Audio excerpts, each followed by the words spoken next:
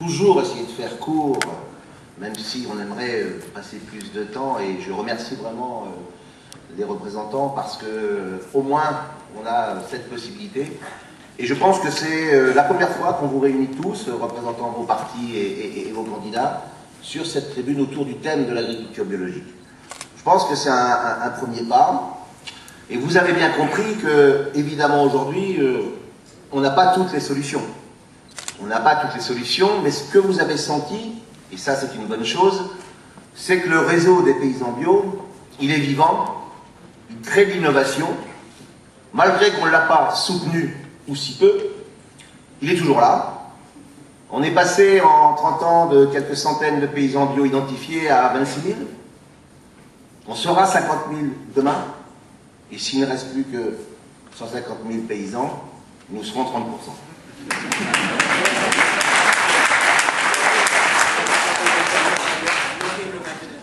C'est affreux les chiffres, on leur fait dire ce qu'on veut. Et je vous remercie de votre gentillesse parce que le chiffre est facile. Il reste aussi que la pyramide des âges nous dit que les paysans bio, ils sont plus jeunes. Donc ils ont un peu plus de temps que les autres.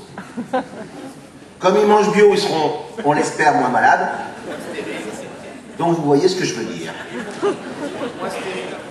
Moins stériles, ils vont se reproduire.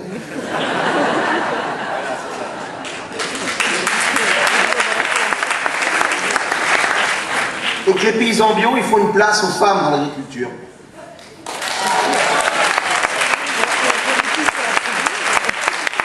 Ça devient facile, je m'en excuse, hein, c'est un peu... Mais ça reste quand même important. Aujourd'hui, si des paysans, des paysannes ont choisi ce métier d'agriculteur bio, ils l'ont toujours fait de leur propre chef. Personne ne les a obligés. C'est une décision personnelle. On a eu deux grands moments dans les décisions, dans les politiques publiques autour de l'agriculture biologique. On a eu Louis le Pinsec, 1999, avec ce qui était quelque chose de très intéressant, qui ne plaisait pas à la profession agricole, les CTE. Pour une fois, on disait aux agriculteurs, on ne va pas vous donner de l'argent pour rien, mais pour rendre service et pour justifier que vous touchez quelque chose. Et en retour, vous devrez travailler pour le bien public. On a assassiné ce système, et la bio a mis 2 ans à s'en remettre. Et on a eu Michel Barnier, qui a eu le courage de dire aux organisations professionnelles, bon, ça suffit. En 1990, vous avez interdit, les organisations professionnelles conventionnelles ont interdit de mettre en place en France le plan de développement européen d'agriculture biologique. On ne peut pas continuer comme ça. Et on a remercié Michel Barnier de dire on va développer l'agriculture biologique, et on est arrivé ensuite à ces objectifs du Grenelle. Je pense que c'est important de dire que les politiques publiques sont des outils que vous devez utiliser, que vous devez amener. Alors, j'ai entendu dire que les agriculteurs étaient des chefs d'entreprise, libres, etc. Moi, j'ai dit à Dacian Cholos, quand on l'a rencontré en Bretagne, que c'était pas difficile de développer l'agriculture biologique. Il fallait le décider, choix politique, et y mettre les moyens. Et j'étais en Bretagne, et donc nous avons échangé là-dessus, je lui ai dit, quand il a été décidé de détruire la paysannerie bretonne, l'agriculture familiale, on a mis les moyens. Et en 25 ans, on a fait de la Bretagne un désert qui pue, un désert avec des algues, où les fils et filles de paysans sont aujourd'hui des intérimaires sous-payés dans l'industrie agroalimentaire. On en a fait la porte d'entrée parce que des doux rêveurs avaient pensé que plus proche on serait de l'Amérique, ça nous coûterait moins cher. Et aujourd'hui, le résultat, il est là. Faisons le contraire. Nous vous disons, faisons le contraire. Décidez que, et les paysans, ils ont suivi. Parce qu'on les a payés pour faire ce qu'ils ont demandé. Aujourd'hui, on nous parle du budget de la PAC. Oui, c'est important le budget de la PAC. Mais moi, je veux bien qu'on m'enlève, qu'on me rabote. Je touche 5 000 € de prime. On m'en enlève 500, ça ne se verra pas. Je m'excuse, ça ne se verra pas. Par contre, mon voisin en touche 250 000. On n'a qu'à faire égalité, tous les deux 4500. Et on va dégager de l'argent. Aujourd'hui, vous le savez, et ça se confortera dans la PAC, que Dacian Ciolos n'a pas réussi à imposer dans son projet comme une vraie évolution. On va continuer à avoir ce rapport-là. Aujourd'hui, la profession agricole, celle qui se dit la profession agricole, FNSEA, APCA, sont, j'en ai discuté avec Guy Vasseur encore récemment, sont pour la fin des références historiques, mais avec un temps d'adaptation. C'est-à-dire que 2019, on ne pourra pas avant, et après on verra si on ne peut pas modérer quand même la dure réalité de la fin des références historiques. Mais ça veut dire quoi? Ça veut dire qu'aujourd'hui, on est dans des rentes de situation, que les fameux entrepreneurs dont vous nous parlez ne sont que des fonctionnaires européens.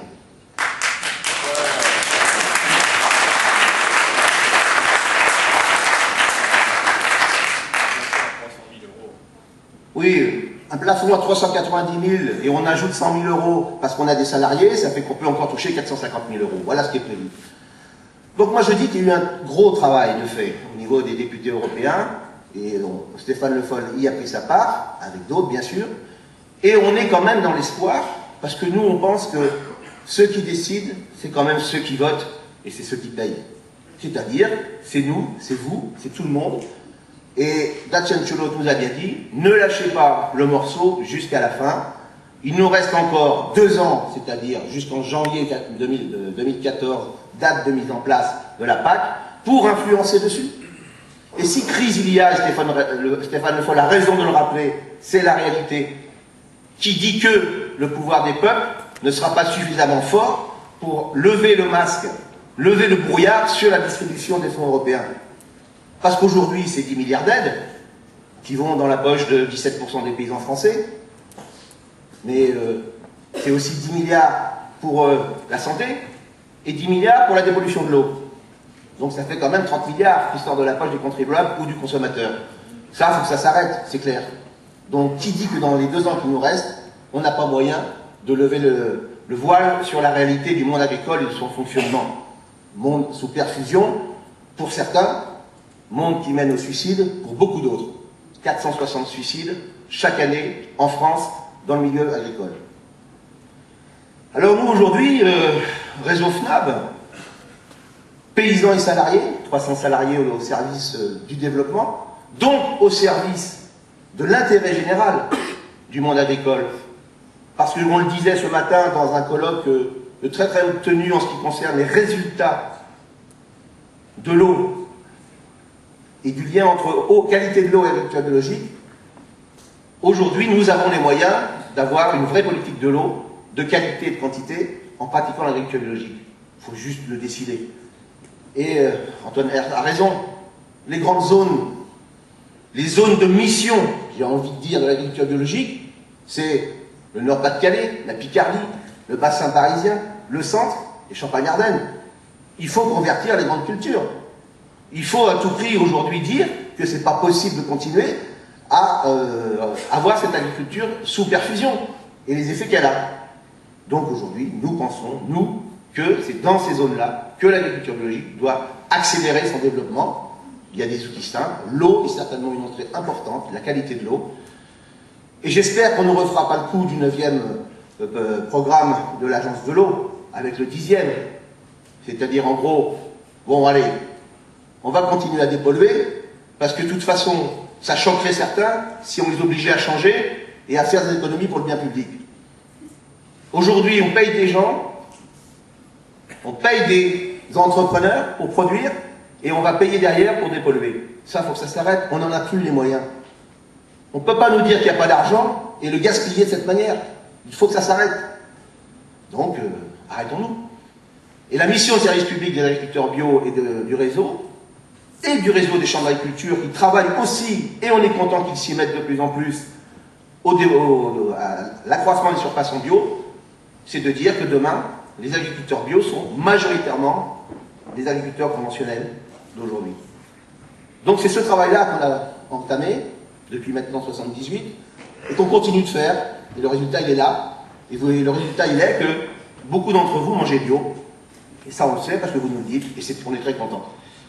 Donc ça veut dire quoi aujourd'hui? Qu'il faut reconnaître que le travail des paysans bio est un travail pour le bien commun, pour le bien public, et qu'on est vraiment, nous, Réseau FNAB, au service de l'intérêt général. Ça nous ouvrirait un certain nombre de portes, parce qu'aujourd'hui, le Réseau FNAB, il n'est pas financé du tout. Donc nous, qu'est-ce qu'on a fait? On a dit, on va vous interpeller, vous les politiques, et merci d'avoir répondu à notre interpellation. On a écrit ce cahier, qui est un cahier propositionnel, qui va repartir dans les réseaux, qui repart chez nos partenaires, et on se donne rendez-vous fin mars, parce que c'est le bon moment, fin mars, après le salon de l'agriculture. Peut-être qu'il y aura des petites choses d'ailleurs autour de l'agriculture, on verra. Mais fin mars, de manière à faire le bilan. Parce que honnêtement, vous n'êtes pas au niveau, hein. Vous n'êtes pas encore au niveau. C'est pour ça qu'on vous a écrit ce cahier, il faut le relire, nous aider à le compléter, nous aider à écrire les mesures qui demain permettront de faire changer cette agriculture. Parce que le réseau, ses partenaires et les citoyens qui veulent une autre agriculture, une alimentation saine, et qui veulent pouvoir rester au pays, travailler, même sur des fermes, comme on a entendu Stéphanie Pajot ce matin, on n'a pas besoin d'aller manger le voisin pour gagner sa vie. On n'a pas besoin. Et nous développerons la coopération plutôt que la compétition. Donc on a ce cahier, il est là. On va le travailler ensemble, on se revoit au mois de mars, et puis on verra bien ce que vous avez intégré, ce que vous n'avez pas intégré. Parce que c'est du compagnonnage qu'on vous propose. C'est pas nous on sait et vous savez rien. Non, on va travailler ensemble. C'est ça qui nous intéresse. La coopération du réseau FNAB, c'est un travail quotidien.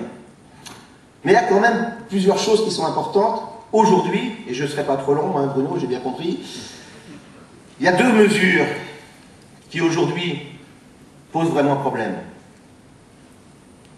Et il y en a deux qui nous font plaisir. Nous avons écrit dans notre cahier qu'il fallait passer la TVA sur les produits phytosanitaires à 19,6. C'est fait, merci le Sénat. Depuis hier.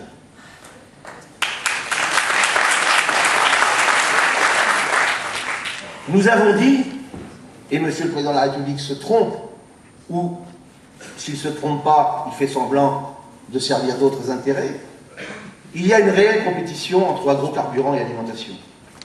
C'est comme ça. C'est la réalité des surfaces, c'est la réalité des financements. On voit bien que tout l'argent qui a été donné, ce n'est pas nous qui le disons, c'est la Direction Générale des Impôts, dans le cadre de la niche fiscale agrocarburant, favorise outragement un certain nombre de faiseurs d'agrocarburants, dont Sophie Protéol, que cette filière est aujourd'hui en place, elle est sous perfusion d'argent public, et ça permet à Sophie Protéol de mettre 300 millions de bénéfices dans sa poche, et ensuite d'aller acheter les huiliers en Tunisie, au Maroc, ou toutes les petites start-up qui travaillent sur autre chose que le pétrole. Et ça, avec votre argent à vous. Ça, il faut que ça s'arrête. Et on est content, parce que le Sénat hier a voté la suppression de la niche fiscale agrocarburant, nous l'avions prédit.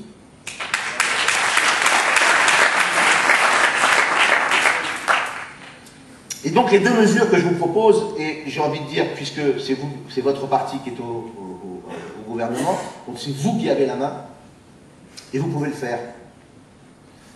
Aujourd'hui, je vais commencer par les semences. Aujourd'hui, on a un souci, c'est la loi sur les certificats d'obtention végétale. Là encore, passant outre l'accord de la Commission économique, le lobby agricole a une fois de plus fait agir les gens qui travaillent pour lui. C'est Godillot, je m'excuse du terme. Et aujourd'hui, il passe en force devant la représentation nationale. Alors, j'aurai le plaisir tout à l'heure de vous distribuer à chacun, vous n'êtes pas obligé de le prendre, un sachet de semences paysannes. Sachez que si vous le prenez, vous pouvez être accusé de recel.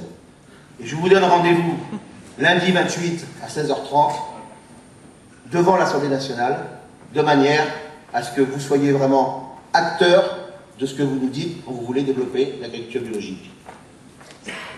Et la deuxième chose, et là c'est très simple à faire, ça aura des conséquences importantes. Je viens d'avoir monsieur le président de l'ITAB, Alain Delbecq, Institut technique d'agriculture biologique. Eh bien l'ITAB va disparaître, parce qu'une fois de plus, on ne considère qu'il doit être au sein de l'ACTA, qu'il doit être mangé par l'ACTA.